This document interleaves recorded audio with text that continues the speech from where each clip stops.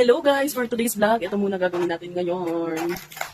Ngayon guys, magre-refill muna ng mga paninda si ate mo girl. Tinda ni ate mo girl Nika. Isang ulirang estudyante ng RTU. Manggagawa ng munisipyo.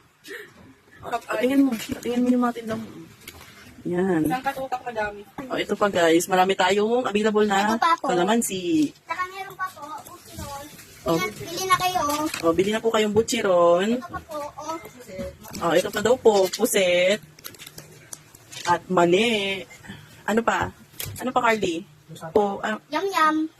Ito, piso-piso lang. O, piso-piso lang po. Ito ang ating mga paninda. Linoleum.